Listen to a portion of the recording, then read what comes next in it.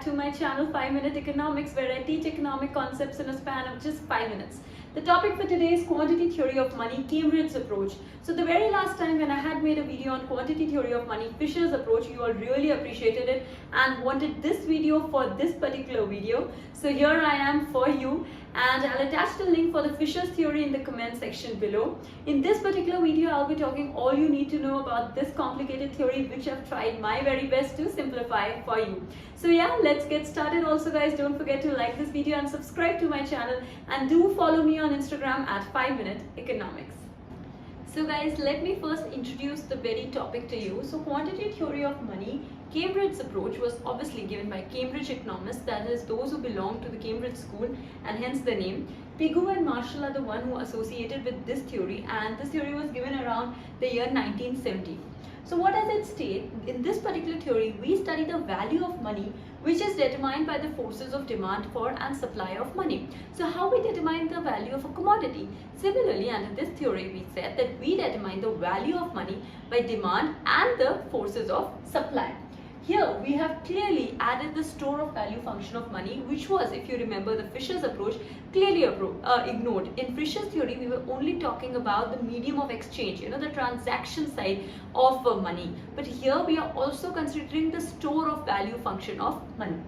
Next, here we also study, guys, that our income, our nominal income, we tend to use some part of it for transactions, right? But some part of that income we will keep for as idle cash balance, basically, in the form of money, which here we've kept it as K. So if we keep this as K, this is our equation for quantity theory of money, which is very important, and this is the main equation where MT is K equal to KPY, where MT stands for money demand, K stands for this cash balance. This is proportion of our nominal income, which we are holding as cash balance. P is our general price level, whereas Y is our real national income. And if we multiply P into Y, we get the nominal national income. So this is the equation. I hope you are clear with this till now. So now guys, moving ahead, we've already studied that MD, that is money demand, is equal to KPY. Now to find out the value of money, we need to equate the money demand as well as the money supply. We have taken money supply as M. Remember one thing when we are studying about money supply pay, we have no control. It is exogenously determined by the central bank monetary policy, so we have no control over it. Okay. So now when we equate money demand is equal to money supply, MD is equal to M, where we know from this particular equation, MD is equal to KPY. So in place of MD, we keep KPY is equal to M. This is our equilibrium equation, which you need to remember. Now I'll be plotting this on a graph. Okay guys, so now moving further ahead to the diagram, please pay attention to this particular graph. So now we have on the x-axis quantity of money, whereas on the y-axis we have price level. Our money demand curve is MD, which is in red. MD is equal to KPY, whereas our money supply curve is S, which is fixed, okay, because money supply cannot increase. So now we notice initially, guys, at MD, which is our money demand, and S, our money supply, they both intersect at point E1, which is our equilibrium 1. At this level, we have M1 money supply and P1 price. Remember that money supply is the independent variable, whereas price level is the dependent variable on the money supply. So at M1 MS, money supply, we have P1 price. Whatever I'm talking, I've written it here so that, you can take a screenshot and actually keep it. So here we have our money supply and price level. Supposingly, due to some reason, the government increases the money supply, and now money supply again shifts from S to S1. I can just label it as S1.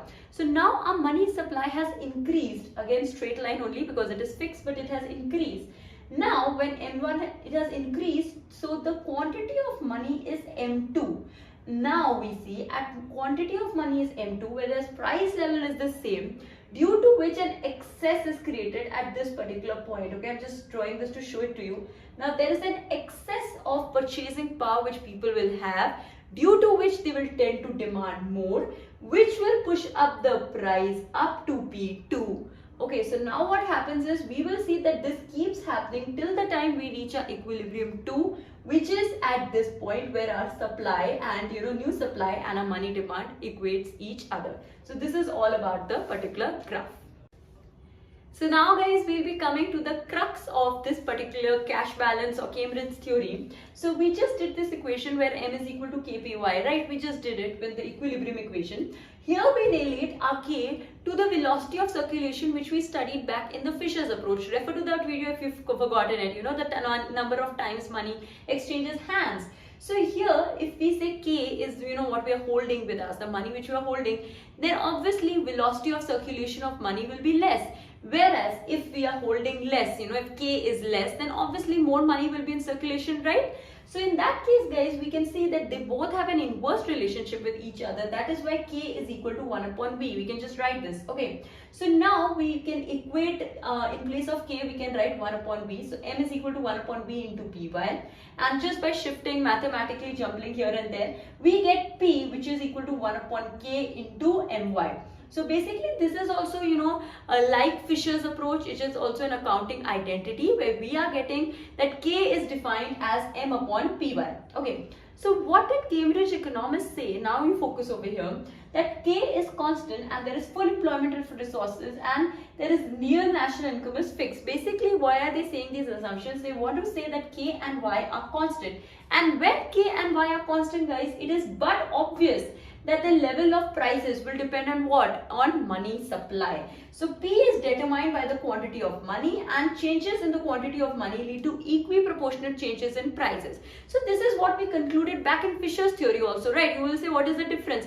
It is actually the same thing. We are trying to prove the same thing but different methods. So our destination is the same, but the way we reach the destination in both the theories is different. So this is what it concludes.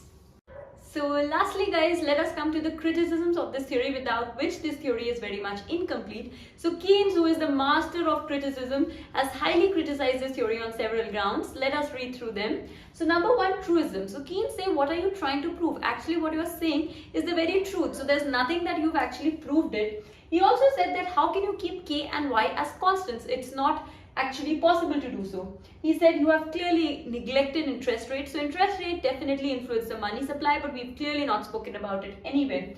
We've also neglected the speculative demand for money. We've only focused on the transaction and precaution. Then price level doesn't measure purchasing power. That is also what is, you know, said by Keynes, and he said that you've given too much emphasis on money supply. Other things you've clearly ignored, and you have also neglected the, you know, saving and investment. So these are the criticisms of this particular theory. This is all about this video, guys. If you want such videos on particular topics, let me know which topic in the comment section below, and thank you so much for watching, and I'll see you in the next video pretty soon.